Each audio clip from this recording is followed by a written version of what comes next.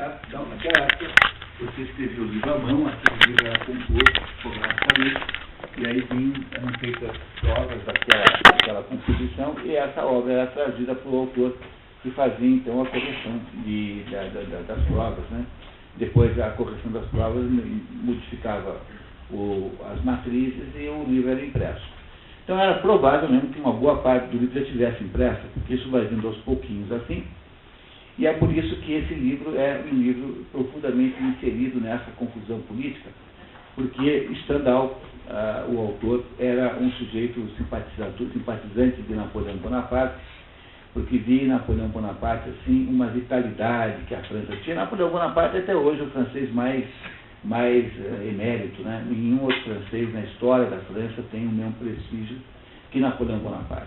Nem Santa Genoveva, nem Carlos Magno, embora esse acho que não dá para chamar de francês ainda, né? Embora fosse franco já, possivelmente era francês já. Nem Charles Aznavour, nem a Brigitte Bardot.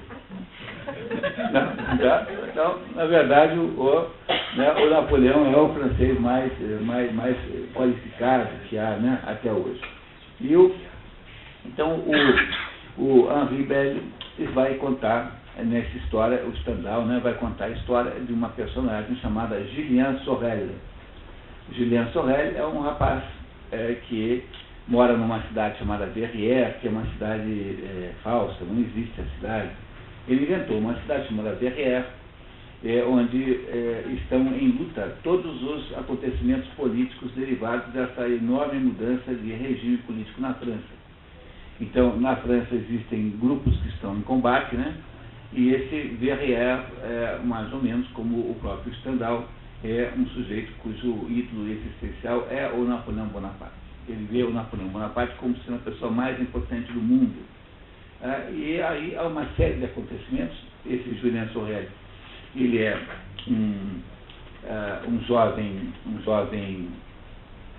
de uma família de gente muito tosca. O pai dele é um sujeito de boa condição de vida, tem lá uma espécie de marcenaria, mas ele não se parece com seus irmãos. Os irmãos dele são todos mais ou menos com o mesmo jeito, assim, gente mais grosseira, assim, que quer passar a vida inteira lidando assim com trabalhos manuais. E ele, o Julien Sorel, não, ele é um sujeito assim que tem um excepcional nível intelectual, tão grande que ele sabe dezenas de trechos da Bíblia em latim de cor. E ele, então, tem um nível intelectual muito alto. Ele foi ensinado, primeiro por um padre, depois por um médico, que o adotaram intelectualmente e deram a ele uma educação que não só os próprios pais não têm, na verdade não tem mãe, ele é órfão de mãe, mas que o torna uma pessoa cultíssima dentro do ambiente social em que ele vive. Tão culto ao ponto de ele ser ambicionado como preceptor de crianças, porque naquela época, nós estamos falando aí de 1820, 1830, primeira metade do século XIX, não havia esse negócio chamado escola universal obrigatória. Quer dizer, havia escolas públicas já, etc., mas ninguém tinha que mandar o filho para a escola nenhuma. Então você, na prática, podia educar o filho por sua própria conta. Então fazia isso como? Através de preceptores. Se contratava alguém que dava aula para os filhos. O próprio Stendhal teve um preceptor assim, o padre Rayana, de quem ele guarda durante toda a sua vida um ódio exemplar. Porque ele pegou um horror aos jesuítas por causa desse Rayana. Então, durante todo o livro, os jesuítas serão tratados como monstros e comparados com os jansenistas. Jansenistas era um grupo, digamos, não era uma ordem, mas era um movimento católico que havia nessa época, muito forte ainda na França, e que queria voltar a um catolicismo menos romano, tinha uma certa parecência de protestantismo, assim, embora não fosse, era catolicismo, mas queria um catolicismo menos rico, menos vistoso, queria alguma coisa mais humilde, dentro dos princípios de Santo Agostinho, da ideia, né, do modo como Santo Agostinho, e esse padre Jansen, que foi o autor do jansenismo, era um padre agostiniano, da ordem agostiniana, do mesmo modo que Lutero também era. Lutero também era um padre agostiniano. Então, há durante toda a história uma briga surda entre os jesuítas, que são os homens maus, manipuladores. Os jesuítas têm fama de todo tipo de conspiração. Vocês sabiam, mas até mesmo a tese de que foram os jesuítas que afundaram o Titanic. Não sei se vocês sabiam disso, mas existe essa teoria. Tá? A título de se vingar de um fulano lá que eles queriam matar, entendeu? Quer dizer, de maneira cara de se vingar de alguém, né? Mas obviamente que é bobagem, né? Mas há na Igreja Católica um mito dizendo que quem dirige a Igreja Católica não é o Papa, mas é o Papa Negro. O Papa Negro é o superior dos jesuítas. Nunca ouviram falar disso? O Papa Negro seria o principal, né? Seria ele que mandaria na Igreja Católica. Não, o Papa não manda nada. Também é mito, tá? Também é mito, não vamos levar isso a sério. Mas, enfim, os jesuítas são os padres maus e os jansenitas são os padres bons que tentam ajudar o Julian Sorel. Então, para resumir essa ópera, né? Temos aí uma cidadezinha interior da França, aí um prefeito que é tipicamente alguém que não tem origem nobre, mas que ascendeu com as modificações da Revolução Francesa. Esse homem chama-se Monsieur de Renard, nome da família Renard, casado com uma senhora, uma moça, um casamento que aparentemente não é grande coisa, e esse prefeito aí, então, precisa de um preceptor para os seus filhos e vai, então, contratar logo o Julian Sorel, que é o filho educado de um homem viúvo, que tem lá uma marcenaria e é um sujeito, assim, ascendente também economicamente. E essa história começa, então, nessa circunstância em que há uma luta entre jansenistas e jesuítas e que há, então, todas aquelas confusões derivadas do fato de que a França havia saído de uma monarquia absolutista para se tornar um país dirigido por um monarca constitucional, ou seja, um monarca com limitações muito grandes da sua ação.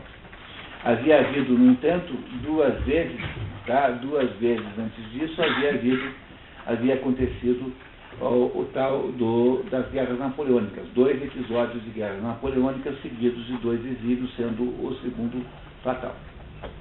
Está claro para vocês esse contexto? Eu nunca sei se parece minimamente claro, mais ou menos. Tá? Alguém tem alguma dúvida assim que acha terrivelmente dolorosa? Mas no dia que eu conheci da história, hoje o HD quase encheu. Então, tá bem, né? Bom, então é assim, tá? Durante o tempo aí que a gente for lendo, a gente vai estudando isso. Então eu queria muito pedir aqui auxílio agora da Inês, por favor. A Inês vai nos ajudar aqui lendo o texto. Essa história é um pouquinho lenta, um pouquinho longa demais, para que a gente possa ler inteiro. Mas eu fiz um pouquinho de economia na cronologia, vocês repararam, né? Para a gente poder ganhar mais tempo para cuidar do texto em si. Então, se vocês acompanharem comigo, eu leio aqui o prólogo, o resumo da narrativa. Stendhal, que é um nome alemão, que foi adaptado pelo Henri Beller, que é o nome verdadeiro de Stendhal, nascido em 1783, portanto, 6 anos antes da Revolução Francesa, que vocês nunca mais vão esquecer, que é 1739, né? Morto em 1842. Stendhal teria escrito Vermelho e Negro a partir de fatos que ele teria lido na Gazeta dos Tribunais. No caso real, Antoine Berthet, seminarista originário da pequena cidade de Prangles, teria sido guilhotinado em Grenoble, no dia 23 de fevereiro de 1928, por tentativa de homicídio de uma certa senhora Michaud. O romance teria sido... Ele deu no jornal esse negócio e ele inspirou-se nessa história real para fazer a história do Vermelho e Negro. O romance teria sido concebido em outubro de 29 e o nome original trocado de Julien para... O nome original do livro seria Julien.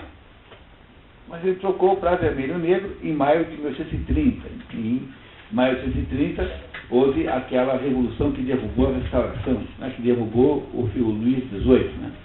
Na medida em que, escrevendo, Stendhal ia enviando os originais a seu editor, que os ia imprimindo, de modo que em julho de 1830, quando dos 3 dias gloriosos, são 3 dias de revolução, tá?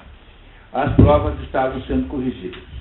O editor de Stendhal, prudentemente, para minimizar o subtítulo do livro, Crônica de 1830, porque ele havia feito o livro mais ou menos para contar, ligado à situação que estava acontecendo, né? Então, o editor, para tentar desvincular o livro com os acontecimentos políticos, faz constar a advertência. Essa obra estava prestes a ser publicada quando os grandes acontecimentos de julho imprimiram a todos um rumo pouco favorável aos jogos da imaginação. Temos certeza, temos razão para crer que as páginas seguintes foram escritas em 1827. Para o crítico literário Erich Auerbach, O Vermelho e Negro é o primeiro romance a misturar ficção com fatos históricos contemporâneos. A mais importante afirmação sobre esse livro é que a gente tem a impressão de que antes desse livro nenhum outro romance havia sido escrito. Porque essa é a fórmula do romance moderno. É a análise psicológica da personagem, a compreensão do modo como ela pensa e da interação entre as personagens e a vida mais ou menos real. Então, pode-se dizer que o Stendhal, e depois um pouquinho mais tarde, o Gustave Flaubert com Madame Bovary, tenham sido os inventores da fórmula do romance moderno, que é o romance que até hoje existe aí mais ou menos. Claro que tem aí modificações A e B, mas é mais ou menos a mesma fórmula. Então lembrem que o herói da história chama-se Julien Sorel, que é um jovem de 17, 18 anos, ele tem uma capacidade incrível de impressionar as mulheres. Ele pertence a uma família muito diferente dele, e ele é, então, um sujeito de formação intelectual alta. Ele sabe de cor inúmeros trechos da Bíblia, em latim. Sabia latim, o que o tornava uma pessoa excepcional. Então, é a saga A Vida de Julien Sorel, que nós vamos entender hoje aqui, e que vamos interpretar para entender o quê? Quem é que nós temos que entender de verdade? Queremos entender a nossa própria vida, e não a vida do Julien Sorel, que é apenas um pretexto para entender a nossa própria. No fundo, é só o que nós queremos, é entender melhor a nossa vida. Não é isso? Tá? Muito bem. Então, Inês, você está pronta? Então, se você estiver pronta, por favor, tá? Livro 1, capítulo 1. Uma cidadezinha. A pequena cidade de Verrières, no Jura, vive da economia das serrarias e de uma fábrica de tecidos estampados chamada Mulhouse. O prefeito, empossado em 1815, é o senhor Renal, proprietário de uma fábrica de pregos, mas que se envergonha de ser industrial. Para expandir os jardins de sua propriedade ao longo do rio Doubs, o senhor Renal compra uma área do vizinho, o senhor Sorel, proprietário de uma serraria e pai de 3 filhos. Entre eles está Julien Sorel, um jovem estudante de teologia que havia sido adotado intelectualmente pelo falecido cirurgião morto da cidade. Este homem, no final da vida, havia morado na casa dos Sorel e seus primos e havia deixado de herança seus livros para Julien. Com o negócio, o velho Sorel, camponês duro e teimoso, torna-se relativamente rico. É todo mundo novo rico aí, entendeu? O prefeito é um sujeito que tem vergonha de ser industrial, porque ninguém tinha nobreza por ser empresário nessa época. Você tinha que ter ligações aristocráticas, ele não tinha. Então ele cresceu, viveu, ganhou a vida porque era empresário, mas tinha vergonha de ter ganho a vida assim. O pai do Julien Sorel é um sujeito assim, brutamontes, que tem lá uma serraria e vende um terreno para o novo rico do prefeito e fica também riquinho. Então é todo mundo aí novo rico. Quer dizer, aquele mundo antigo dos privilégios da aristocracia pré a Revolução Francesa está declinando e estão nascendo novas pessoas, novas classes. Há uma substituição. O dinheiro está trocando de mão, vamos dizer assim. O dinheiro e o poder está trocando de mão. É o que está acontecendo aí em Verrières, que é uma cidade que não existe, é apenas uma cidadezinha fictícia. Lembro para vocês que não é qualquer coisa que não esteja clara, por favor, interrompam, que eu explico melhor, porque como vocês não leram o livro, é claro que há detalhes, modos de explicar aqui que possam ser obscuros. Eu explico melhor, porque eu li o livro Então eu conto para vocês detalhes. É claro que eu não vou contar intimidades das vidas das pessoas aqui, porque eu não sou o leão cervo, né? O leão lobo lá da televisão, contando, fazendo fofocas sexuais, entendeu? Por mais que tenha me obrigado aqui no último curso a fazer as revelações, me envergonharam muitíssimo, porque eles vêm vermelhos daqui dos demônios. Está vendo? Muito bem. Então vamos lá, tá? Continuando. Capítulo 2, um prefeito. Stendhal nos descreve o belíssimo passeio de Verrières, chamado Alameda da Fidelidade, cujos plátanos são podados despropositadamente todos os anos por ordem do prefeito. A vontade do senhor prefeito é despótica e 2 vezes por ano todas as árvores que pertencem à comuna são amputadas impiedosamente. Ficamos também sabendo do ambiente pragmático da cidade, onde reinam o utilitarismo e o dinheiro. Eis a última palavra em Verrières: dar lucro. É a frase que por si só representa o pensamento habitual de mais de 3/4 dos habitantes. Neste momento da narrativa, os notáveis da cidade temem a presença ali do senhor Appert, inspetor parisiense, que poderia dar informações comprometedoras sobre a administração local para os jornais liberais. O que o Stendhal quer nos dizer com isso é que o ambiente na cidade é um ambiente burguês, pequeno burguês. Isso é uma novidade, porque até então não havia isso, né? Às vezes na Revolução Francesa não havia pequena burguesia. Ela foi feita por um grupo de interessados em pegar mais poder de todo tipo, de toda a extração. Não foi a burguesia que fez a Revolução Francesa, ela não existia como tal, mas há aí já a implantação clara de um clima burguês, que é o clima das pessoas que estão interessadas assim, fundamentalmente em lucratividade, em dinheiro, enfim. E aí está todo mundo morrendo de medo, porque vem o inspetor de Paris, e esse inspetor de Paris pode dar informações aos jornais sobre desmandos da administração local, quaisquer que sejam eles. Então há uma certa tensãozinha na cidade, né? É assim que começa a história. Então, Inês, por favor. Capítulo 3, de Bem dos Pobres.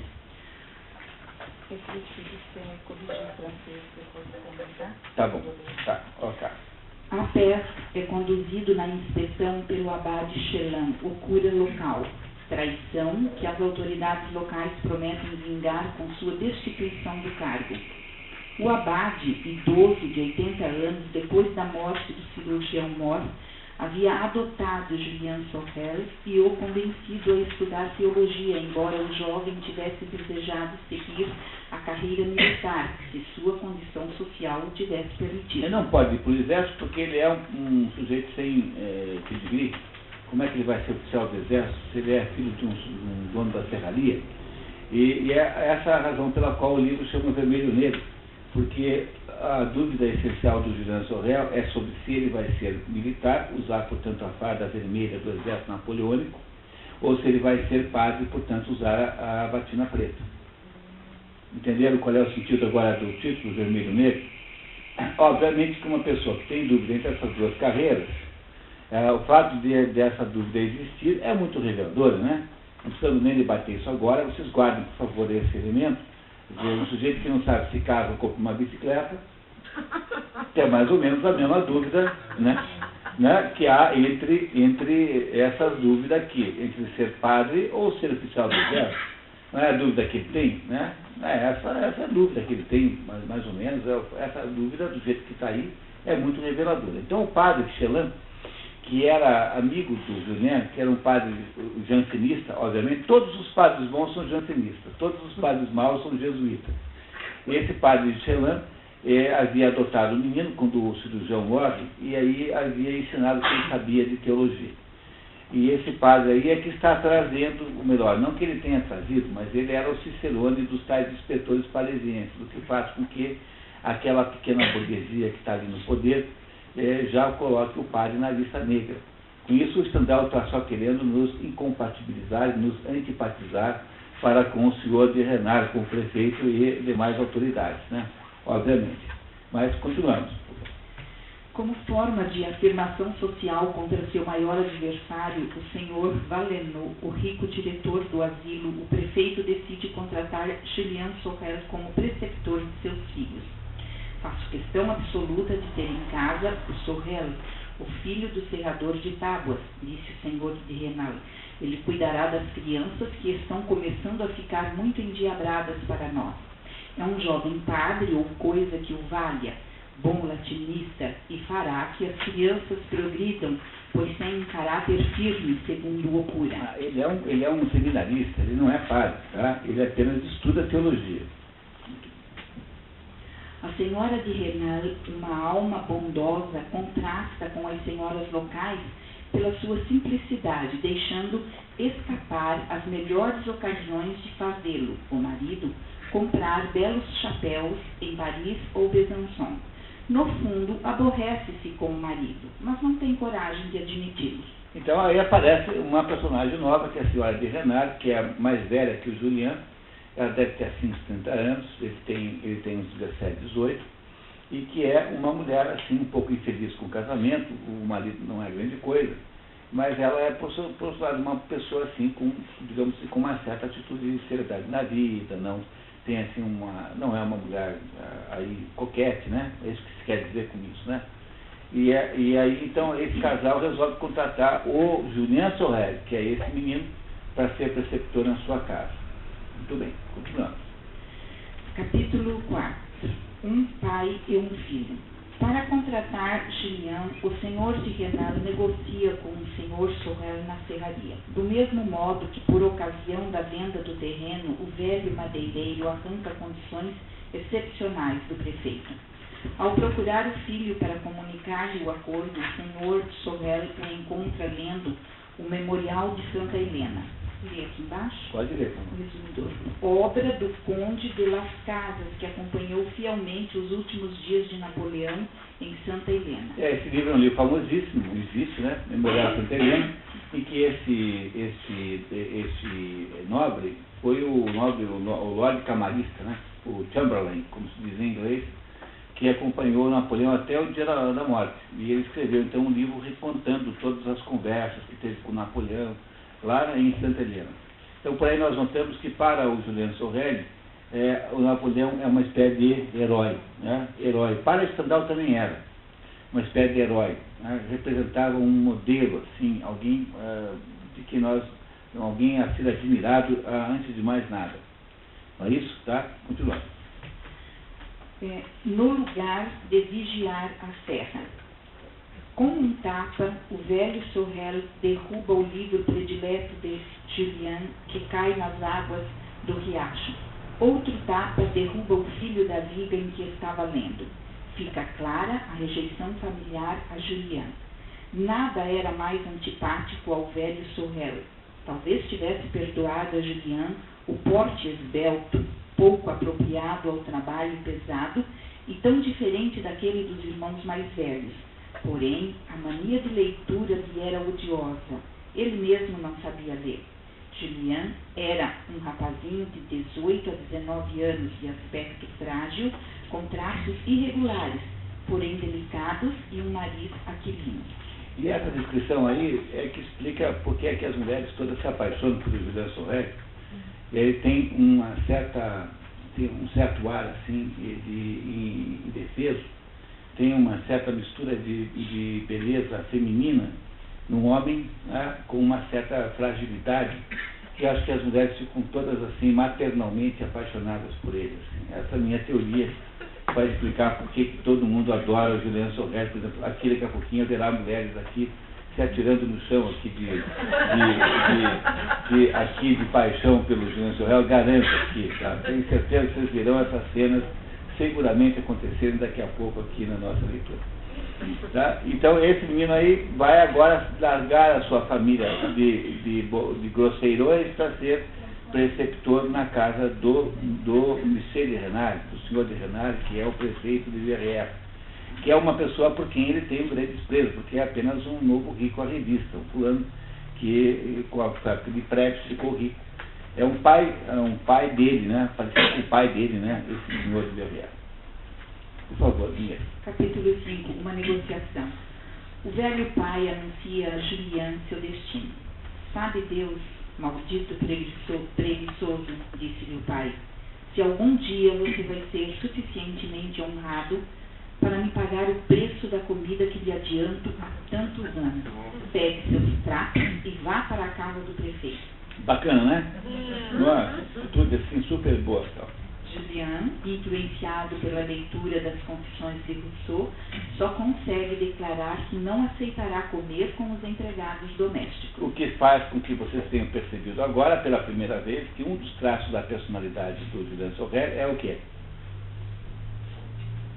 Orgulho, né?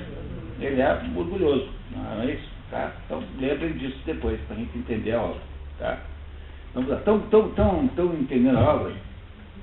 Estão gostando da história? É uma história magnífica essa. Tá? Então, vamos lá, continuar. A caminho de se instalar na propriedade do prefeito, Sorel desvela seus projetos ambiciosos. Fazia muitos anos que Julian não passava nem uma hora de vida sem lembrar que Bonaparte, tenente obscuro e sem fortuna, se tornara senhor do mundo com a espada. A ideia o consolava de seu infortúnio, que julgava grande, e redobrava sua alegria quando a tinha. E ainda, hoje em dia vemos padres de 40 anos receber 100.000 francos de vencimentos, ou seja, 3 vezes mais do que os famosos generais de divisão de Napoleão. Na igreja, a caminho, encontra um recorte de jornal. Detalhes da execução e dos últimos momentos de Louis Genrel, executado em Besançon. Julien impressiona-se com a semelhança dos sobrenomes. Vocês têm a sensação de que ele é uma pessoa ambiciosa? É preciso explicar um pouquinho isso, porque vocês hoje, a gente tem uma percepção de padre como sendo um pobre, né? Mas o problema é que quando, durante a Revolução, antes da Revolução Francesa, no Estado absolutista, havia três estados na França. Havia a aristocracia, que tinha um certo conjunto de privilégios, havia o clero, que também tinha privilégios, então os padres recebiam vencimentos altos, porque os padres tinham benefícios eclesiásticos, quer dizer, eles dominavam certas propriedades, exploravam propriedades. Não era como a gente vê um padre hoje, que é uma pessoa humilde, assim, que apenas, né, cumpre a sua obrigação e tal. Então, a carreira eclesiástica não era uma carreira destituída de vantagens econômicas, como é hoje, né? Quer dizer, hoje em dia ninguém vira padre para ficar rico. Se quer ficar rico, tem que virar pastor e abrir uma empresa, né? Agora, se você quiser ficar rico como padre, não dá, porque os padres não ficam ricos, porque os padres fazem voto de pobreza. Não que tenham obrigação de fazer, mas na prática fazem todos. A maioria, porque o voto de pobreza não é obrigatório. O que é obrigatório é o voto de castidade. Mas a maioria dos padres fazem voto de pobreza e os pastores não fazem. Então, naquela época, havia lá uma situação completamente diferente. Então, o Julian Sorel está sempre perguntando assim o que vai fazer da vida dele, né? Ele tem 17, 18 anos, quer dizer, tem a vida na sua frente, tem toda a vida à sua frente, tem muita expectativa da vida, e vai ir agora lá para a casa do prefeito. No entanto, no caminho, ele encontra um recorte de jornal em que um determinado Louis Genrel, que parece ser um anagrama de Julien Sorel, é morto em Besançon, executado em Besançon. E isso lhe faz correr um pequeno frio na espinha, que, de modo geral, atribui-se a alguém que está pisando sobre o seu túmulo. Nesse caso aqui, literalmente. Né? Continuamos, vamos lá. Capítulo 6, o tédio. A senhora de Renal esperava alguém mais velho e autoritário. Ela imaginava a mais desagradável das criaturas, um ser grosseiro e desgrenhado, encarregado de repreender as crianças unicamente porque sabia latim, língua bárbara com que seus filhos seriam castigados. Ela surpreende-se positivamente com os modos e a juventude de Julien. Em toda a vida, jamais uma sensação puramente agradável emocionara a tal ponto a senhora de Renal. Jamais uma aparição tão graciosa sucedera temores mais inquietantes. Olha, se você for mulher, você já desconfiou de alguma coisa, né? Se você for homem, talvez você não tenha percebido nada, que é normal. Né? Bem normal. Se você for mulher, do que é que você já desconfiaram? O que aconteceu com a senhora de Renal quando viu o Julien Sorel? Rolou um sentimento. Né? Aconteceu alguma coisa. O quê? Rolou um sentimento. Rolou um sentimento. Uma coisa assim. Tá certo, então. Muito bem, tá? Então vamos lá. E aí, vamos ver como é que vai acabar isso. Provavelmente muito mal, né? Muito bem, vamos lá. Julian vai ao alfaiate para mandar fazer vestes negras. À noite, no jantar, conquista instantaneamente a família e as crianças ao recitar de cor em latim passagens inteiras da Bíblia. Capítulo 7. As afinidades eletivas. Julian começa a atrair a inveja dos outros empregados e do senhor Valenod, antigo galanteador da senhora de Renal e adversário político do prefeito. Lembra que esse Valenod, que é o diretor do asilo, ele é aquele a quem o Julian, o senhor de Renal, queria desmerecer contratando o Julian, porque ter um preceptor para os filhos é um símbolo de... Entendeu o que é o novo rico? O novo rico é aquele sujeito que acha que determinadas coisas são simbologia do seu sucesso. Então o negócio tem que quase o novo rico compra um castelo. Mas o castelo não se compra, o castelo só se herda, entendeu? Comprar o castelo é uma coisa muito brega, muito de mau gosto. Mas os novos ricos, porque precisam aparentar status, etc., então ficam o tempo todo fazendo ações que são ações assim de exibicionismo social. Não é? E entre elas é ter um preceptor para os seus filhos, coisa mais chique, que é ter um preceptor para os seus filhos, né? Um professor particular permanente em casa. Então esse Valenod é quem o senhor de Renard, que é o prefeito e patrão agora do Julian Sorel, quer desafiar com essa contratação. E ele também andava antigamente interessado na mulher que casou com a senhora de Renard, que não casou com ele, casou com o senhor de Renard. Então esse Valenod aí é um inimigo, assim, digamos, cheio de áreas de conflito, né? Não é isso? Muito bem. A senhora de Renal, inexperiente e sem malícia, começa a se ligar a Julian, de cuja pobreza tem pena e a quem propõe dar presentes, com a condição de que ele nada conte a seu marido. Ele reage indignadamente. Sou simples, senhora, mas não sou vil, coisa que a senhora não está levando suficientemente em consideração. Eu me rebaixaria mais do que um criado se me permitisse esconder do senhor de Renal qualquer coisa relativa ao meu dinheiro. Mas vê como esse Julian Sorel é burro, né? Que coisa impressionante, né? Mas veja, ele é, sobretudo, um sujeito vaidoso, né? Orgulhoso. Ele acha, assim, que pedir a ele que esconda é uma coisa, assim, humilhante. Então, ele é um poço de vaidade, né? De orgulho. E ele não consegue entender que ele está sendo assediado pela senhora de Renal, de alguma maneira, né? Maneira muito sutil, mas está sendo assediado, né? Muito bem. Apesar da resistência, ela compra livros para Julian. Ignorante em amor que não sente pelo seu marido, a senhora de Renal vive momentos felizes de inocência. Capítulo 8, Pequenos Acontecimentos. Uma criada da propriedade, Elisa, que gosta de Julian, ah, meu Deus, que padrezinho lindo, recebe uma pequena herança e sonha casar-se com ele, mas ele a rejeita. Quando a senhora de Renal se dá conta de que ficou feliz em saber do fracasso da tentativa, começa a questionar seus sentimentos com relação a Julian. É que a criada conta para ela, só imagine que eu fui lá pedir em casamento o Julian, e ele falou que não queria saber de mim. Aí ela ficou toda feliz em saber disso. Então ela, quando se dá conta de que tinha ficado feliz com aquela notícia, ela começa a se perguntar, será que eu não estou confundindo as coisas e tal? Não é isso? A senhora, pela primeira vez, a senhora de Renal conscientiza-se de que pode estar vendo ali um início de um romance, né? A família de Renal vai passar o verão no castelo de Vergy. Julian acompanha as crianças. A prima da senhora de Renal, a senhora Delphine, é convidada. Lá, favorecidos pelas longas ausências do prefeito, Julian e a senhora de Renal se aproximam fisicamente. Um dia, ele toca a mão dela por acaso. Ela a recolhe imediatamente. Ele decide conquistá-la.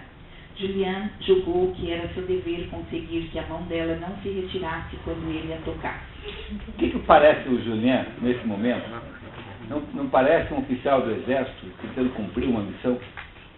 Você não tem essa sensação de que ele vê nessa circunstância assim, uma espécie de meta, de objetivo militar.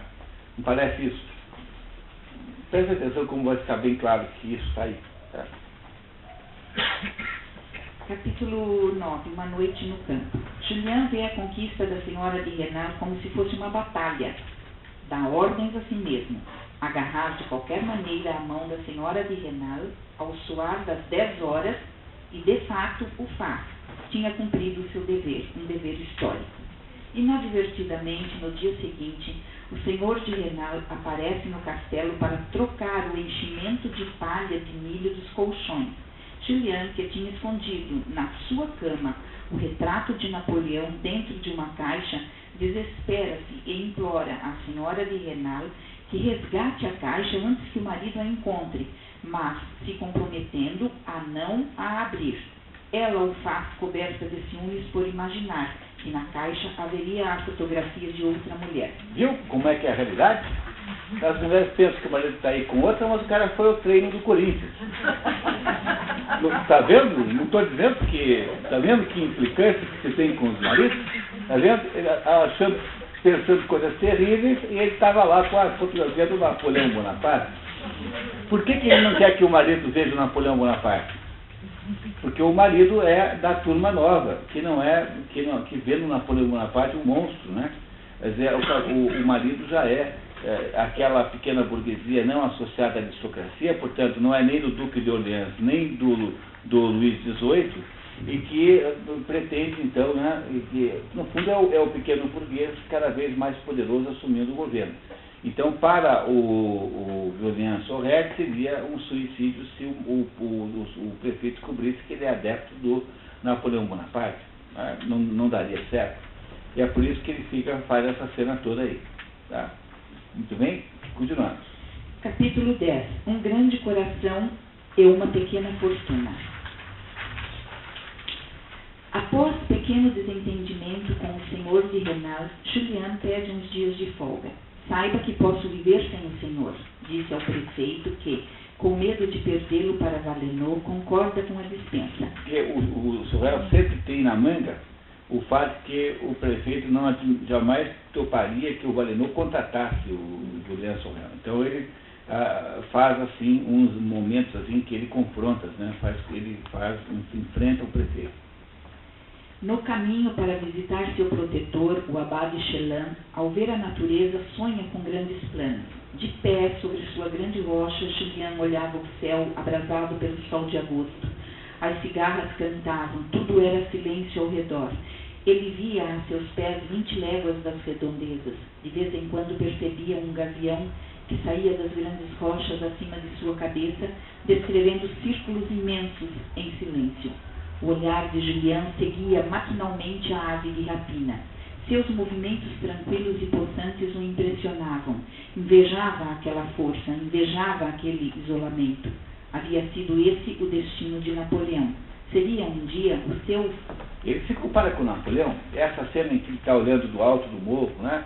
É uma paródia da cena em que Napoleão sobe na pirâmide e fala assim: o alto dessa pirâmide 20 séculos se contemplam. Né,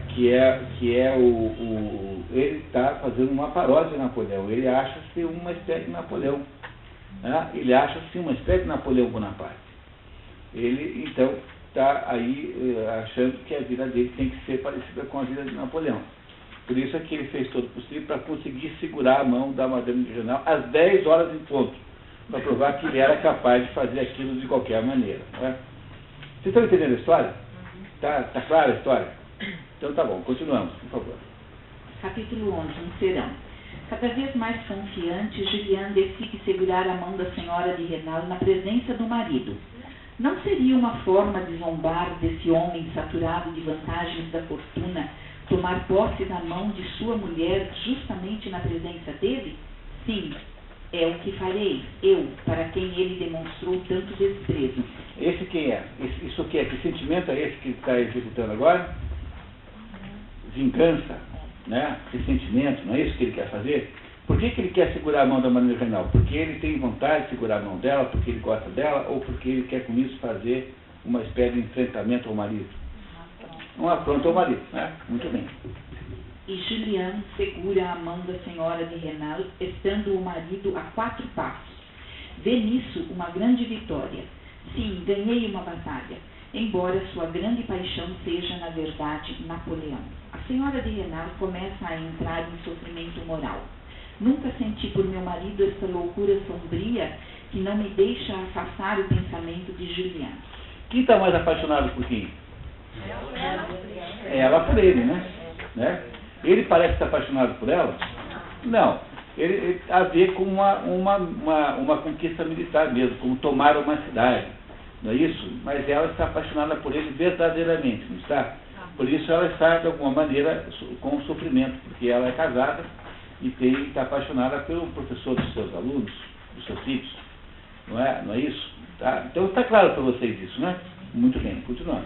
Capítulo 12. Uma viagem. Julián, prestigiado na família, pede mais 3 dias para visitar seu amigo Fouquet, comerciante de madeira na região. Parte, deixando o senhor de Renal desconfiado. O camponesinho, sem dúvida, recebeu propostas de alguém. Do Valenor, certamente, né? Deve estar preocupado com o Valenor, né? Que foi o Valenor que está querendo roubá-lo, né? Deve ser isso que ele pensou. Né? E a senhora de Renal, doente com sua ausência. Ela está apaixonada ao ponto de já sentir falta da presença física dele.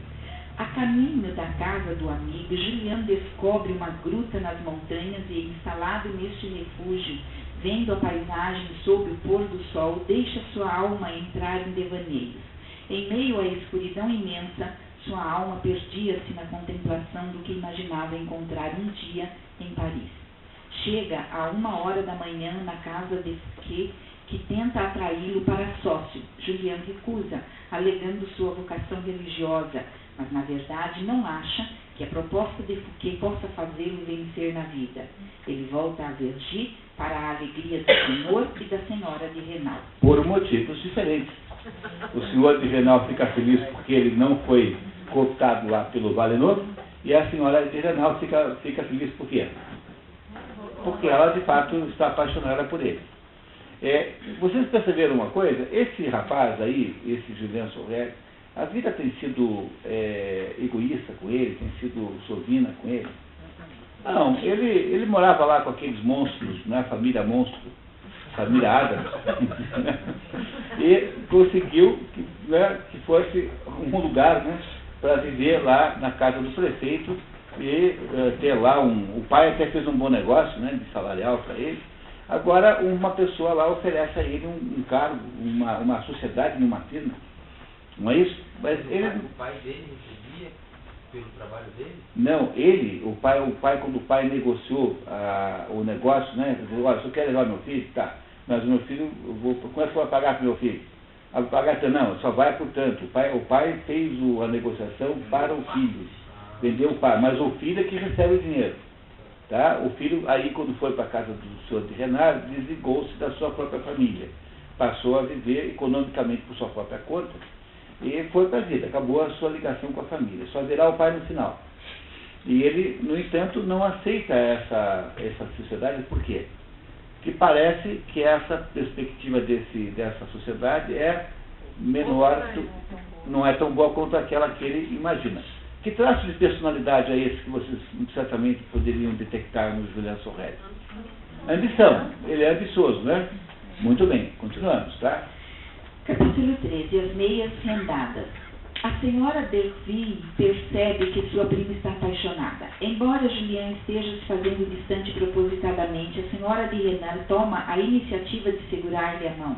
Julián, então, decide torná-la sua amante, mas não sem antes impor-lhe um certo sofrimento, a título de revanche social. Aos olhos dessa mulher, pensou, não sou bem-nascido. Vem cá, francamente, o que vocês acham desse Julián Sorel? Francamente, cai de Quer dizer, a mulher o deseja, mas ele só a quer como sempre como símbolo de alguma coisa, como símbolo de uma vingança, como símbolo de uma desforra, como símbolo de como uma espécie de compensação por alguma coisa que mal lhe fizeram, não é isso? Não é isso que ele está sempre fazendo assim? Ele nunca tem uma atitude de desejo espontâneo de ter a senhora de Renato. Não é isso? Não é assim que está sempre acontecendo a relação entre os dois? Muito bem, continuamos. Então. Vamos lá. Como parte do jogo de conquista, ele lhe comunica que vai deixar a região. A senhora de Renal não sabe bem como agir, porque, como ela nunca lera romances, todas as nuances de sua felicidade eram novas para ela. E essa frase é maravilhosa, porque o Stendhal escreve romances, né? Ela tinha passado toda a vida assim, de solteira no convento. E lá não tinha romance para ler, porque imagina uma coisa indecente como essa. E depois ela saiu do convento e já casou com o senhor de Renato, com o prefeito. Então ela não tinha tido uma vida de literatura imaginativa. Ela não tinha presenciado, lido situações pelas quais as mulheres e os homens passam nas suas relações. Então ela mais ou menos sabe o que fazer. E essa é a razão pelo que eu sempre insisto para vocês, que a gente deve ler literatura ficcional, imaginativa, romances, porque quando a gente lê os romances, por exemplo, esse aqui, depois que a gente entender o que significa esse romance, nós não precisaremos inventar a solução quando enfrentarmos na nossa vida real uma situação parecida com essa, em que o Julien Sorel enfrenta. Nós não precisamos inventar a solução sozinhos, porque nós já temos a referência. Então, a pessoa que lê muitos romances, quer dizer, a criança que lê muita história é mais inteligente que a criança que não lê história. Essa é uma regra geral. Quem lê muitos romances é mais inteligente que quem não lê, porque o espectro das possibilidades humanas, a compreensão das diversas possibilidades de ação humana é muito mais presente na cabeça da pessoa. Então você está vivendo e você está tendo, porque você só entende um livro de verdade quando você consegue fazer o livro coincidir com uma situação da sua própria vida. Essa é a única prova real que você entendeu um romance. Romance, né? Romance, porque eu não estou falando de livro científico, nem de livro teórico. Então, você sabe que entendeu a história do Vermelho e Negro no dia que, ao vivenciar uma situação equivalente a essa, e você vivenciará com certeza, se é que já não vivenciou, porque no fundo, todas as histórias dividem-se em 50 famílias só, porque elas lidam com aquelas situações permanentes da vida humana.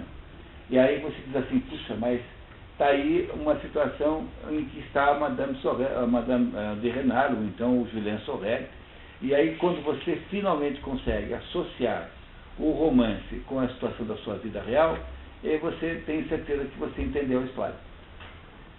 Esse é o jeito de entender a história verdadeiramente. Não é isso? Então, continuamos. A Madame de Renal não sabe lidar com a situação porque ela não leu Madame Bovary, ela não leu a Dama das Camélias, falou apenas de livros que as mulheres liam naquela época, não é? Ele não leu a Coleção das Moças, não leu a Poliana, não leu não sei o quê, não leu a Júlia, não leu a Sabrina, não leu a... Como é que é a outra? São todas histórias românticas que ajudam a falar dessas coisas todas. A maioria não tem grande valor, mas ajuda a criar um referencial, não é isso? Um referencial sobre o mundo, né? Então, continuamos, por favor. Capítulo 14. A tesoura inglesa. Julian, que se crê um Dom Juan executando um plano de sedução, consegue roubar um beijo da senhora de Renal e lhe acariciar com o pé na presença do subgovernador Charcot de Maugiron. Isso. Ela se assusta com a iniciativa e derruba nervosamente a tesoura que usava na costura. O grupo político do prefeito cumpre a ameaça e o abade Chelan é substituído como cura de Verrières pelo abade Maslon. Lembra por que o Chelan foi substituído? Porque ele foi lá ser cicerone do fiscal de Paris. Então, aquela turma lá, para se vingar do velhinho de 80 anos, foi lá e trocou o velhinho de função. Botaram esse outro Maslon, que é jesuíta. Né? Então, é sempre assim, tá? Muito bem. Julian, revoltado com essa injustiça a um digno homem de idade, reconsidera a ideia de abandonar a igreja e ser sócio de Fouquet, mas recua. No entanto, depois, Julian congratulou-se pela astúcia em tirar partido da destituição do cura de Verrières para deixar uma porta aberta e voltar ao comércio, caso a triste prudência sobrepujasse o heroísmo em seu espírito. Que foi o caso. Capítulo 15, o canto do galo. Prosseguindo no plano de sedução, Julian intima a senhora de Renal a recebê-lo em seu quarto às 2 horas da madrugada, mas treme de medo que ela o aceite, o que ela acaba fazendo. O papel de sedutor pesava-lhe de modo tão deplorável que, se pudesse seguir a própria inclinação, ficaria trancado no quarto por vários dias e afastaria da vista as 2 mulheres. Que é a senhora de Renard e a prima, né? A Deville, né? Face a face com ela, prisioneiro do seu próprio jogo, Julian não consegue aproveitar romanticamente o momento. Será que não falhei em nada do que devo a mim mesmo? Desempenhei bem o meu papel? A senhora de Renal, por sua vez, vive dolorosa crise moral. Ele conseguiu que ela fosse o quadrilha das 2 da manhã, mas ele não sabia, não tinha a menor ideia do que fazer com aquela situação. Tanto é que ele não fez absolutamente nada, porque ele só queria que ela cumprisse a ordem de encontrá-lo no quarto às 2 horas da manhã. Ele não sabe o que fazer com isso. Vocês compreendem compreendem a miserabilidade dessa situação? Agora eu estava achando um cara até inteligente, agora é tudo que uma tapa. Ele é basicamente um sujeito um pouco tonto, né? Quer dizer, porque ele, no fundo, só queria que ela fosse no quarto dela às 2 horas da manhã. Agora, por que uma mulher consegue fazer isso? Porque nessa época aqui, todo mundo dormia em quartos separados, sabe? Não tinha esse negócio de dormir porque não havia banheiro nas casas. Então, os quartos também eram meio banheiro, assim, então havia um hábito de as pessoas dormirem em quartos separados, pessoas obviamente, com casas grandes, né? Que é quem está nessa situação econômica boa aí do prefeito e tal. Não é isso? Então, ele convocou e ela foi lá e ele não sabia o que fazer e não fez nada, tá? Muito bem. Capítulo 16, o dia seguinte. No dia seguinte, Julian, por prudência, trata a senhora de Renard com frieza, o que ela interpreta como tendo feito alguma coisa que teria desencorajado a voltar a seu quarto. No entanto, Julian, dividido entre a razão e o sentimento, começa a descobrir o prazer de amá-la e acaba se apaixonando completamente. A senhora de Renard também descobre pela primeira vez o sentimento do amor e lamenta sua impossibilidade. Ai de mim, 10 anos a mais. Como pode me amar? Julian, entre apaixonado e embriagado com a conquista, é tentado a confessar-lhe os planos ambiciosos que tinha para si. Isso significa que ela tem 29, 28, 29, 30 anos, mais ou menos. Ele deve ter uns 18, 19, por aí, mais ou menos. Capítulo 17, primeiro adjunto. Julian, pensando as dificuldades da juventude sem berço, lamenta a ausência de Napoleão. Ah, exclamou, como Napoleão foi mesmo o homem enviado por Deus para os jovens franceses. Quem vai substituí-lo? A senhora de Renal conta-lhe os bastidores da escolha do primeiro adjunto de Verrières e Julian recebe uma primeira lição sobre a vida social. Esta educação do amor, ministrada por uma mulher extremamente ignorante, foi uma felicidade. Julian pôde ver diretamente a sociedade tal como ela é hoje em dia. Seu espírito deixou de ser ofuscado pela narrativa do que ela fora outrora, há 2000 ou há apenas 60 anos, no tempo de Voltaire e de Luís XV. Para sua inexprimível alegria, um véu cai de seus olhos e ele, enfim, compreendeu as coisas que aconteciam em Verrières. Ele então passa a ter uma compreensão do mundo político que ela tinha, né? Porque ela convivia com o prefeito. E agora vai acontecer um momento muito interessante da época, em que um determinado rei, cujo nome não é dito, fica-se na dúvida aí, porque como o editor está querendo disfarçar o livro, né? Ele deve ter tirado o nome do rei verdadeiro para não ter nenhuma ligação com a com a Revolução dos 3 Dias Gloriosos. Vem a Verrières, e aí então o Julien Sorel quase enlouquecerá com a percepção das oportunidades que ele pode ter na vida, né? E veja que interessante. Vamos ler lá, então, o rei de Verrières. 18. É anunciado que o rei Nota do resumidor. Não fica claro no texto se trata de Luís XVIII ou Carlos X. Carlos X esses dois aí esses dois são da Restauração, quer dizer, eles são antes do Duque de Orleans, tá? Então não se sabe se foi um ou outro, porque o autor está querendo disfarçar. É anunciado que o rei viria visitar Verrières. A cidade entra em polvorosa. Julien descobre que a senhora de Renal havia manobrado junto ao subgovernador de Maugiron para fazer dele um dos guardas de honra do rei durante a visita e lhe encomendara em Besançon um uniforme de gala. O prefeito, por sua vez, convence o novo cura a aceitar o abade Chelan no cortejo, pelo fato de este último ser amigo do senhor de la Mole, importante figura parisiense que estaria na comitiva do rei. Esse senhor de la Mole é uma personagem central da segunda parte da obra, então não esqueçam esse nome. Ele é amigo do padre Chelan, quer dizer, ele tem associação com os jansenistas, como o padre Chelan é jansenista, e ele é uma figura parisiense de grande influência. Ele mais tarde reaparecerá com toda a força. Mas ele vem na comitiva real que vem até Verrières para a visita do rei a Verrières.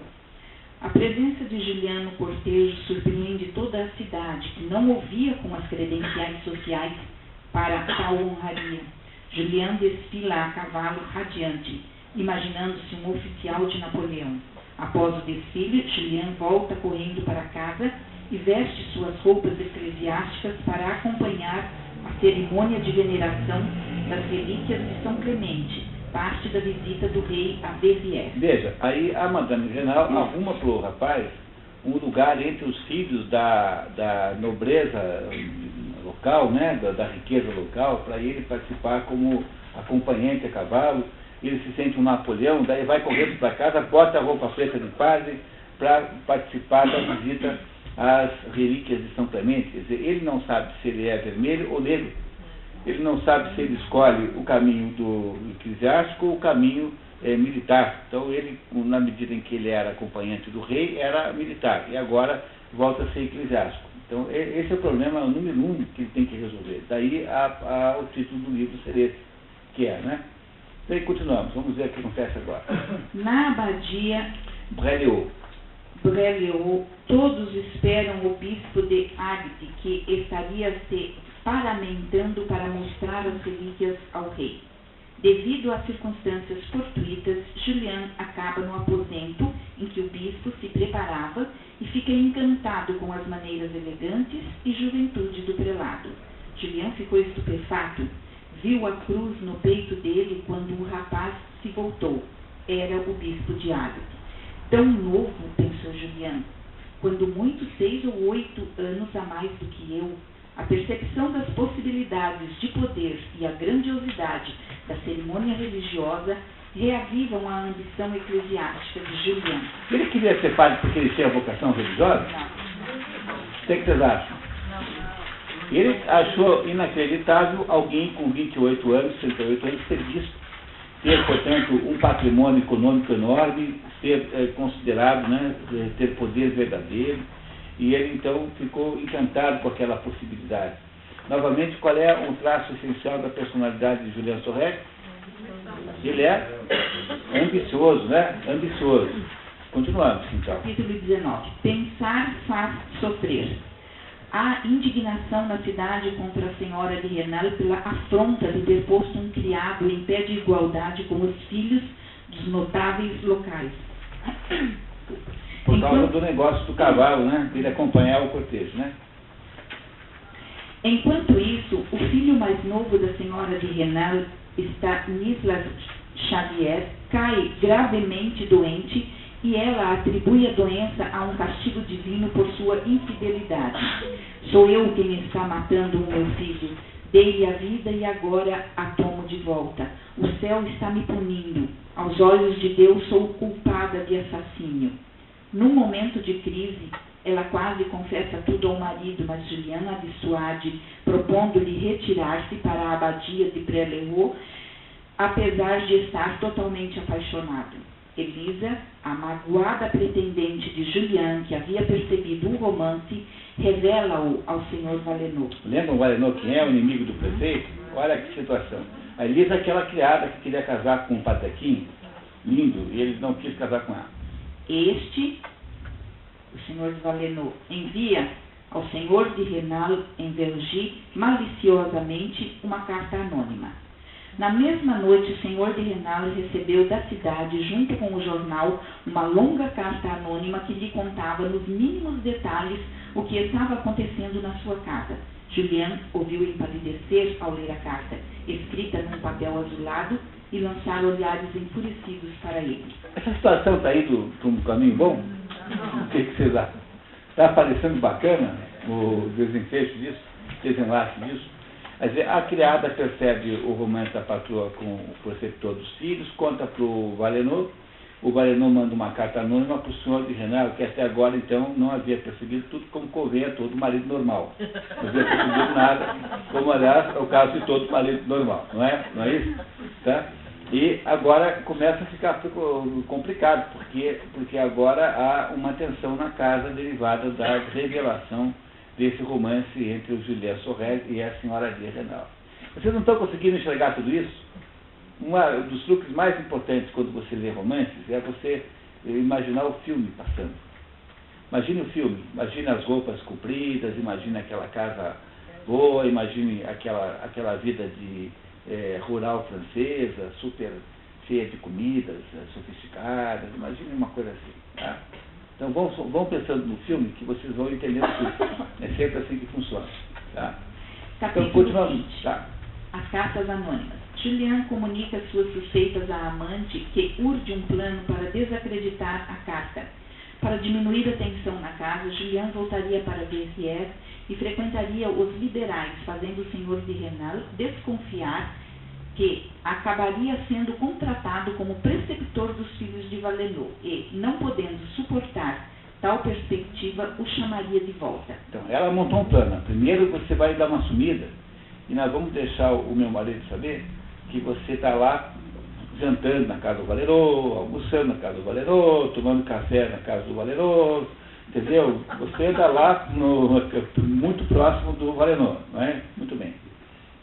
Antes, a senhora de Renal, que não saberia da carta mandada ao marido, também receberia uma e a mostraria ao marido. Porque o marido não mostrou a carta para ela, ele recebeu a carta, o Julian viu, ficou muito transtornado e supôs que fosse aquilo, né?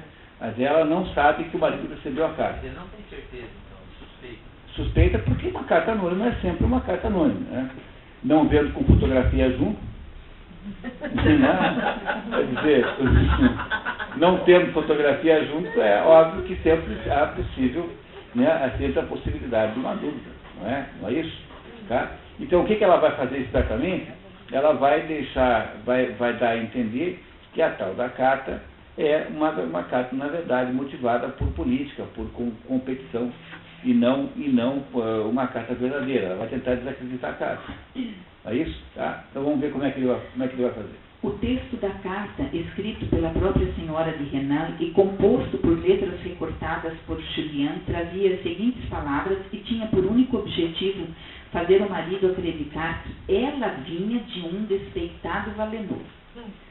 Senhora, todas as suas pequenas manobras são conhecidas, mas as pessoas que têm interesse em reprimi-las já foram avisadas. Pelo que me resta da amizade pela senhora, proponho-lhe que se afaste totalmente do camponesinho. Se for sensata e fizer isso, seu marido pensará que o aviso que recebeu é mentiroso e deixaremos que acredite. Lembre-se de que conheço o seu segredo. Trema, infeliz. De agora em diante vai ser preciso andar direito comigo. Como é que se supõe que essa carta venha do Valenod? Porque resta da amizade pela senhora, né? Quer dizer, ela, como a carta não é assinada, obviamente, que tem que ser anônima, então ela escreveu de um modo que fica claro que se trata de uma mãe, de um pretendente despeitado que a preencheu. Muito bem, vamos ver se deu certo, tá? Capítulo 21, diálogo com o mestre. O senhor de Renal está dilacerado pela dúvida. Cogita em matar a mulher, espancar e expulsar Julian, mas teme o escândalo. pensa na sua derrocada moral, se o assunto ficar público. Mas quando o senhor de Renal recebe de sua mulher a carta anônima recebida por ela e feita por Julian, suas suspeitas se voltam para Valenod e seus objetivos. A senhora de Renal, fazendo-se de indignada, exige que o marido demita Julian, dizendo-se ultrajada, e lhe conta das várias cartas amorosas enviadas por Valenod. O marido se enfurece, pede as cartas, ela recusa, ele arromba a escrivaninha da mulher e as lê. O plano funciona. O senhor de Renal fica paralisado pelo ódio a Valenod. Viu que espertalhona? Raposona? Viu que raposona? Não é pouco, né? Que e Renal, né, lembra raposa em francês. Imagina Né? se ela tivesse lido um monte de romance. Tá vendo? Já tá um diabinha desse tamanho aí, entendeu? Entendeu? Veja só, né? Que raposona. Quer dizer, ela deixou claro que se tratava de uma conspiração de um sujeito né, chateado com um fracasso amoroso que estaria, então, querendo seduzi-la. Ela tinha as outras cartas de prova, porque ele, de fato, mandava cartas para ela. Tá vendo? Tá? Continuamos. Ao saber do acontecido, mais tarde, Julian dirá: perversidade de mulher, que prazer, que instinto as levam a nos enganar. Tá vendo? Ele também começou a aprender como é isso. Né? Muito bem. Conforme o plano, Julian deixa Vergy para passar 15 dias de férias em Verrières, frequentando o território do inimigo. Antes de partir, a senhora de Renal lhe entrega uma bolsa com ouro e alguns diamantes e pede que Julian a esconda, para o caso de ela vir a perder tudo. O que aconteceria se o marido acreditasse na carta anônima e a expulsasse de casa. Essa situação não parece que vai indo num caminho bom, né? Mesmo apesar dessa pequena vitória que se obtém nesse assunto da carta anônima, não parece que vai para um lugar bom, né? Não parece, né? Muito bem. Vocês estão entendendo a história? A única coisa importante agora é entender a história, entender a novela. Estão entendendo? Está claro? Então, continuamos, por favor. Capítulo 22. Maneiras de agir em 1830. Em Verrières, como esperado, Julian, percebido em desgraça, recebe a visita do subgovernador Maugiron, que lhe oferece 800 francos anuais para ser preceptor na casa de um funcionário que tinha filhos a educar. Quem que é esse funcionário? É o Valenod, né, que pediu a um intermediário para ir cantar o tal do Julien Sorel. Ele, na verdade, não quer preceptor nenhum, ele só quer ter o preceptor que era antes do prefeito. Não é só o que ele quer, isso. Não é isso? Tá? Muito bem. Cinicamente, Julian envia carta ao senhor de Renal, que lhe pagava 600 francos, pedindo conselho. Que é a segunda parte do plano que a Madame de Renal montou, quer dizer, deixa o meu marido ficar louco de medo que você vá lá para o Valenod. E como é que ele faz isso? Ele fala assim: olha, chefe, acabei de receber essa carta aqui, o que o senhor acha que eu devia fazer? Né? Porque na carta não diz que é Valenod, mas obviamente que o prefeito sabe que é o Valenod, né? Não tem dúvida nenhuma, né? Muito bem, continuando. Do mesmo modo, Julian confidencia o recebimento da proposta ao senhor Valenod, que o convida para um almoço com outros liberais e onde encanta a todos com sua capacidade de recitar o Novo Testamento todo em latim. Ao se retirar, Julian exprime seu desprezo por aquelas pessoas vulgares e reforça sua afinidade pelas maneiras aristocráticas dos de Renal. Que gente, pensava Julian, ainda que me dessem a metade de tudo o que roubam, não iria querer viver com eles. Um belo dia eu me trairia, não conseguiria disfarçar a expressão de desdém que me inspiram. Está vendo? Quer dizer, ele no fundo não quer saber do Valenod, porque o Valenod é mais novo rico do que o outro, porque o outro é novo rico também, mas o outro tende a parecer aristocrata, assim, tem uma atitude de aristocracia. Mas o Valenod não, o Valenod é o novo rico puro, assim, aquele que tem uma atitude completamente falsa mesmo e de apenas de aparência social. Mas isso, muito bem. Continuando. Capítulo 23. Dissabores de um funcionário. cantor italiano Jerônimo, portador de uma mensagem do adido da Embaixada da França em Nápoles, primo do prefeito, visita a família de Renal e a distrai à noite contando casos divertidíssimos e cantando trechos de óperas. A senhora de Renal sonha com a vida conjugal que teria com Julian caso fosse viúva. A cidade toda já, no entanto, comenta o caso entre os dois. O abade Chelan, que fica sabendo do caso por Elisa no confessionário, exige que Julian parta para o seminário em Besançon. Julian concorda. O abade Chelan, que é um sujeito decente, né, o que tem 80 anos, quando sabe dessa história, fica de cabelo em pé. Você está louco, por quê? Imagina uma cidade pequenininha, quão fácil é você manter um caso desse segredo? É impossível, né? E então o abade está para fazer assim em São Paulo, Paris, aí você consegue assim, se esconder não sei aonde, mas o abade Chelan obriga o Julian Sorel a sair de lá e estudar no seminário. Quer dizer, vai para Besançon para o seminário, para afastá-lo daquela situação. Tá? Tudo bem. Uma segunda carta anônima enfurece o senhor de Renal a ponto de propor duelo a Valenod, no que é dissuadido pela mulher, que também o convence a pagar o valor do contrato a Julian, apesar da interrupção, favor que Julian aceita a título de empréstimo apenas. Por quê? Porque ele é muito orgulhoso para aceitar o dinheiro como uma indenização generosa. Eu vou aceitar porque é empréstimo. É isso, porque o orgulho não pode ser controlado. Né? 3 dias após sua partida para Besançon, Julian retorna secretamente e encontra a senhora de Renal no seu quarto. Ela se surpreende, mas o trata friamente, persuadida de que era uma despedida para sempre. É a última vez que o vejo. Capítulo 24. Uma capital. Chegando a Besançon, Julian exclama ao ver a fortaleza: quanta diferença para mim se chegasse a esta nobre cidade para ser subtenente num dos regimentos encarregados de defendê-la. Ele chega como padre e ele gostaria de chegar como um oficial do exército de Napoleão. Né? Subtenente, não é oficial, é verdade. Mas como um soldado, né? Como um soldado, alguém do exército de Napoleão. Então agora ele chega de preto, mas gostaria de chegar de vermelho.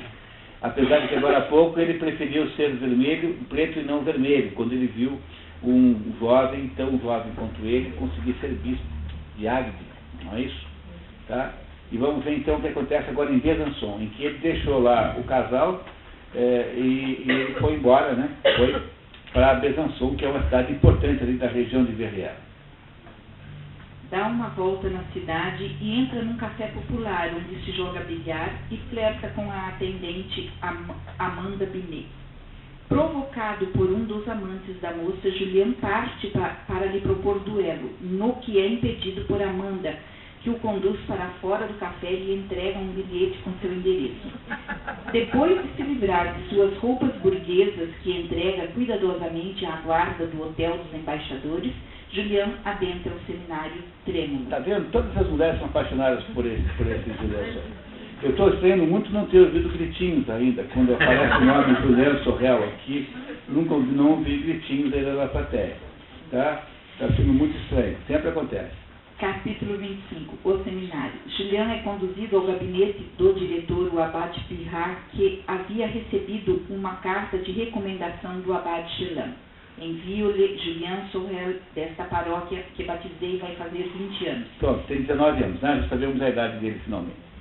Filho de um carpinteiro rico, mas que não lhe dá nada. Julian será um notável lavrador na vinha do Senhor. A memória e a inteligência não lhe faltam. Sabe refletir. Será duradoura sua vocação?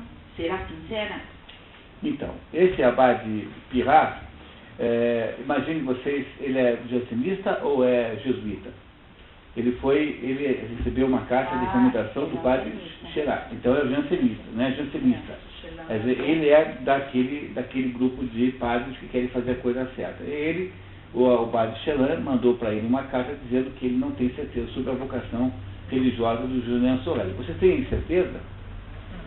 Não, você tem certeza que ele talvez não tenha nenhuma mesmo, né? Essa que é a verdade, né? No entanto, o Juliano Sorel recebeu mais uma oportunidade na vida. Não é isso? Que é de começar uma carreira eclesiástica de verdade no seminário mais importante da região. O clima opressor do seminário e o olhar fixo do diretor fazem com que Julián desmaie. Recuperado, conversa 3 horas em latim com o diretor, que se impressiona com seus conhecimentos de teologia.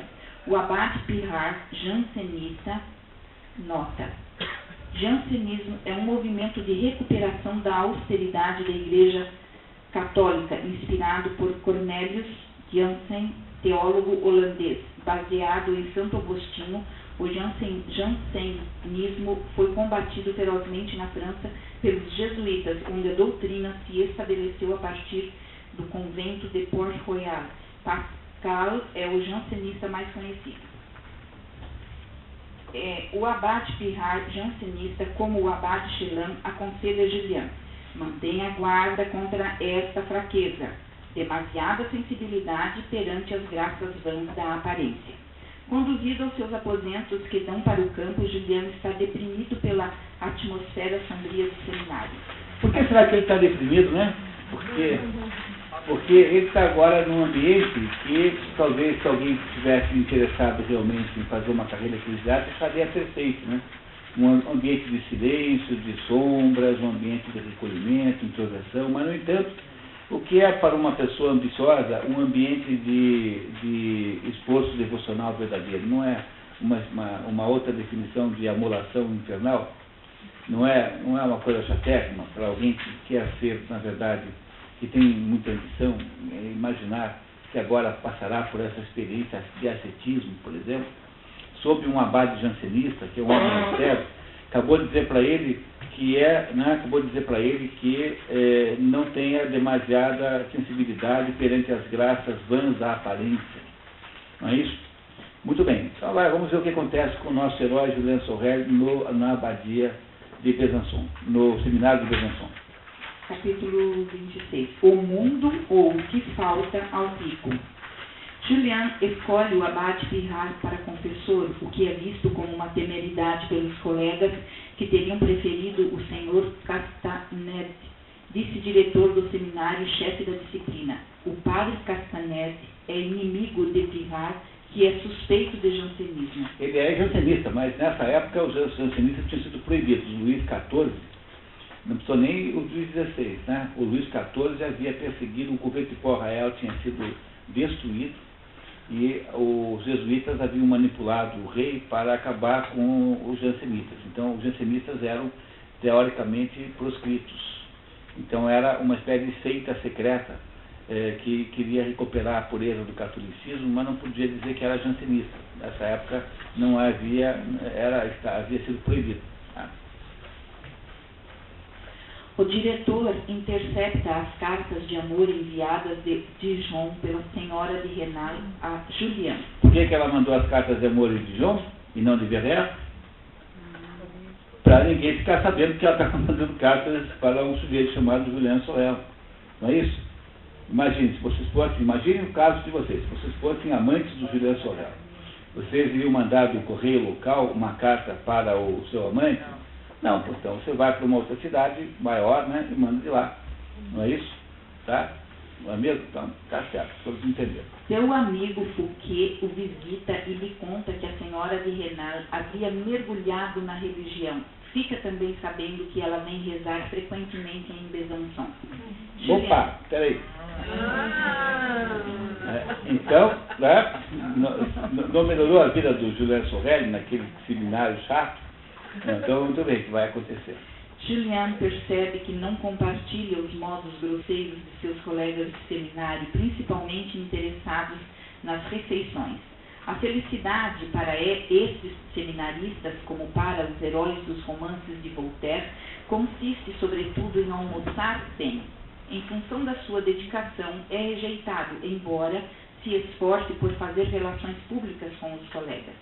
Um dia é encontrado pela polícia do padre Castanet, entre seus pertences, o bilhete bilhete que Amanda Binet lhe havia entregue no primeiro dia. Lembra da Amanda Binet? Aquela do boteco lá, que tinha vários namorados e tal? Tá. Após pequena investigação, Julian é inocentado e seu prestígio junto ao abade Pirard sobe. Capítulo 27. Primeira experiência da vida. As relações de Julian com seus colegas são cada vez piores, motivadas pelo contraste entre a nítida superioridade intelectual de Sorel e o primarismo da maioria deles. A capacidade superior de expressão de Julian é vista como um crime. Seus colegas resumem, numa só palavra, todo o horror que ele lhes inspira. Apelidaram-no Martinho Lutero. Sobretudo, diziam, por causa dessa lógica infernal de que se orgulha tanto. O jansenismo foi perseguido pela igreja porque ele parecia uma seita protestante. Tinha o mesmo procedimento da seita protestante. Então, chamar alguém de Martinho Lutero é chamado de jansenista, de certa maneira. Ele está aí dentro do seminário muito mal parado, porque ele não é daquele ambiente, que é um ambiente, na verdade, de formalismo. Ele também não quer ser padre, mas ele é, pelo menos, alguém que tem uma superioridade intelectual em relação aos outros que são grossíssimos, que só estão interessados em comer as salsichas do almoço. No livro, a descrição do almoço é genial, sabe? Não deu para botar aqui, senão ia ficar enorme, né? Mas no livro é muito divertida a descrição das salsichas do almoço, que é tudo que interessa aos seus colegas. Estão entendendo a história, pessoal? Está claro? Então, continuando. Capítulo 28. Uma procissão. Convocado pelo padre Chabernat, chefe do cerimonial da Catedral de Besançon e simpatizante do seminarista, a auxiliar na decoração da catedral para a festa de Corpus Christi, Julian sai-se muito bem e obtém reconhecimento pela sua coragem em arriscar a vida subindo em lugares inacessíveis e perigosos. No dia da procissão, numa parte deserta do edifício, enquanto o cortejo ganhava as ruas, Julian percebe na semi-escuridão da igreja 2 mulheres rezando perto de um confessionário. Quando ele finalmente as decide abordar, uma delas dá um grito e desmaia. Era a senhora de Renal, cuja cabeça pendida a senhora de Ville apoia. Esta o reconhece e diz: "Vá embora, senhor, vá embora." Sobretudo que ela não o reveja, sua presença deve causar-lhe horror. Ela era tão feliz antes de conhecê-lo. Portanto, o encontro em Besançon não ocorreu lá muito brilhantemente, mas foi um encontro, né? Apesar de tudo, né?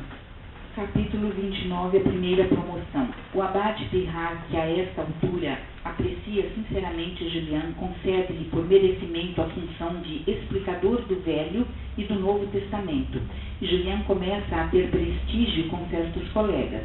Nos exames, no entanto, Julian cai na armadilha do vigário-geral de Frilet, inimigo do abade, que o induz a falar muito de Horácio e Virgílio, autores profanos.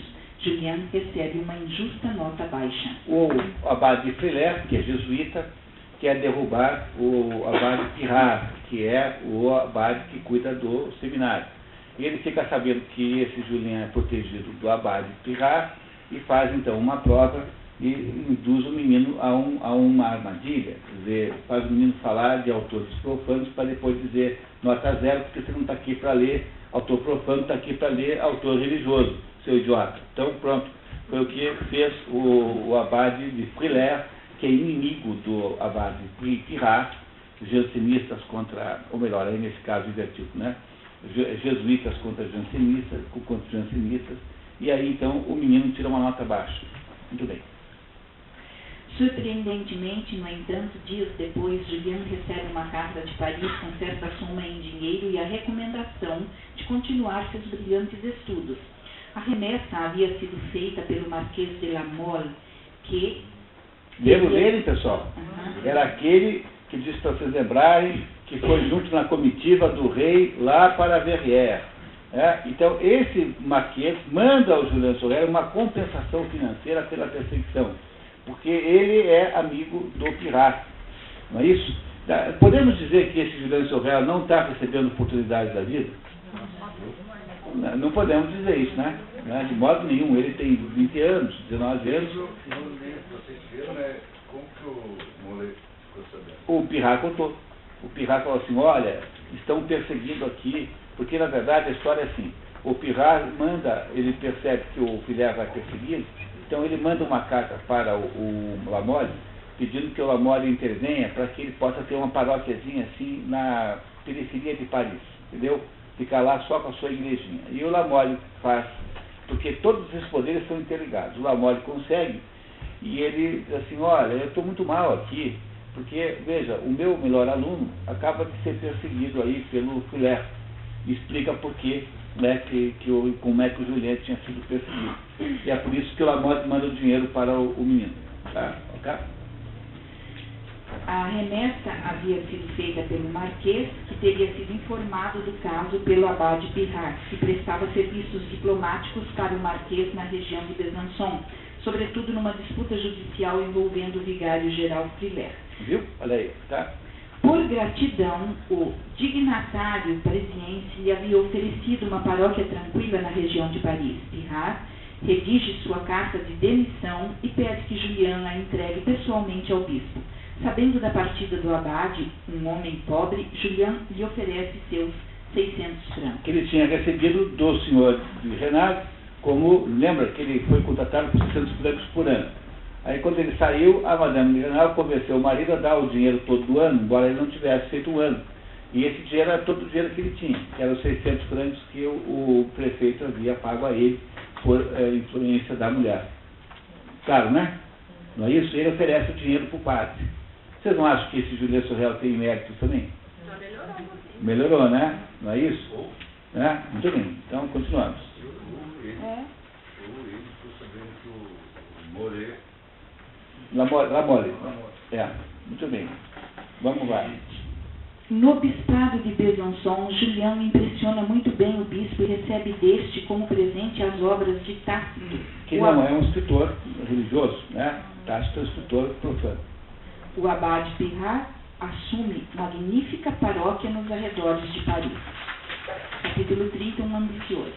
Convidado para secretário particular do senhor de Lamolle, o abade Pirrat recusa e indica Julien para o cargo.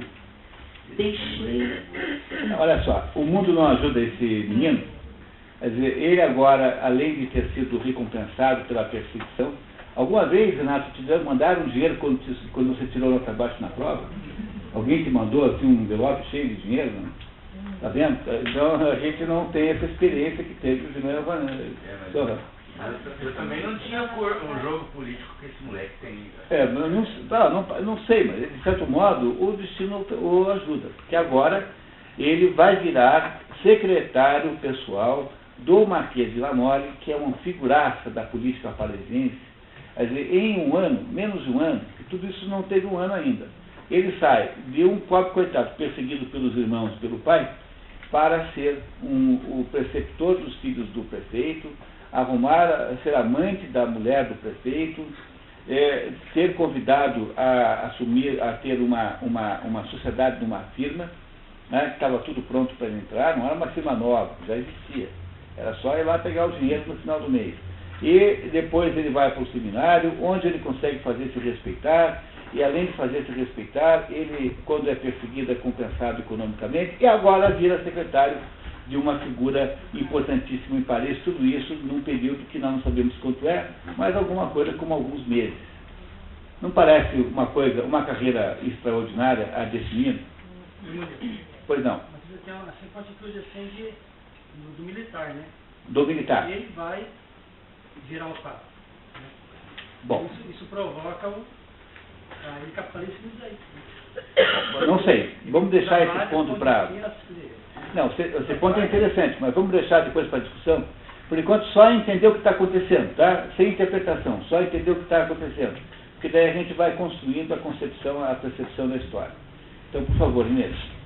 Deixei no fundo do seminário um pobre rapaz que, se não me engano, será rudemente perseguido por lá.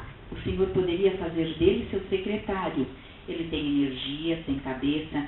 Julien aceita, mas antes de partir para Paris, parte para Verrières para rever a senhora de Renal e o abade Chelan. Este, preocupadíssimo, o intima a não se despedir de mais ninguém. Já se despediu, meu filho? Pode ir embora agora. Você, pelo amor de Deus, não se despeça de mais ninguém por aqui. Tá?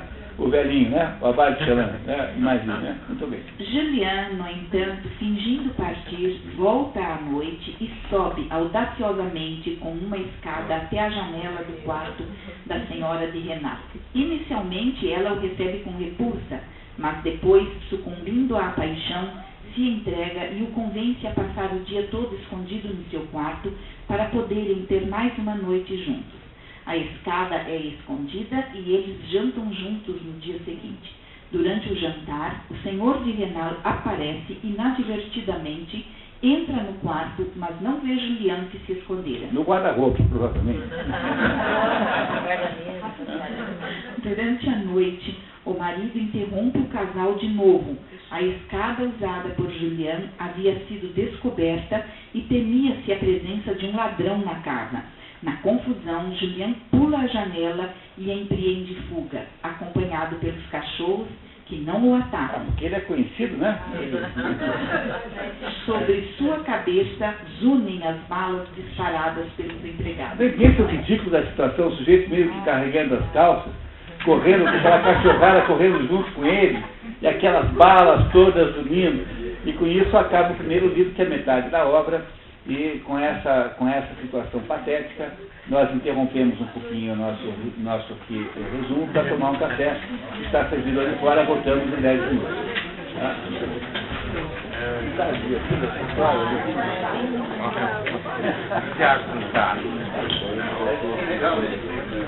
Ele foi a pouco.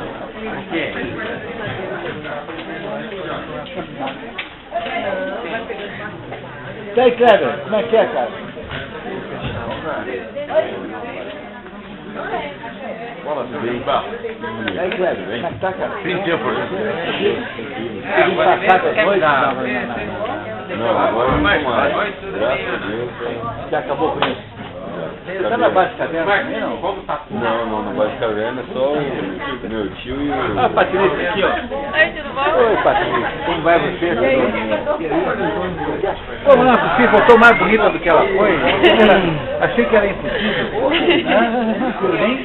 Foi boa experiência? Nossa, adorei. É? Depois da metade, meia hora nós retornamos. Tá bom, tá. Bom, tá bom? Como é que tá você? Prazer, Tá bom? Prazer vê-lo, tá? Essa menina ficou quanto tempo fora? 1 ano. 1 ano fora, nos Estados Unidos. Você voltou Que melhor. Holland, Michigan, lá pro norte. Você voltou melhor. Lá onde é bem frio. O mais você voltou melhor ou mais acreditado do mundo? Lá onde é realmente frio, né? Lá e neve aqui. E na beira do lago? Perto do E lado. aquele vento? Mas, Você não sabe que aquele vento lá de Chicago, né? Perto ali. Costa. Fica no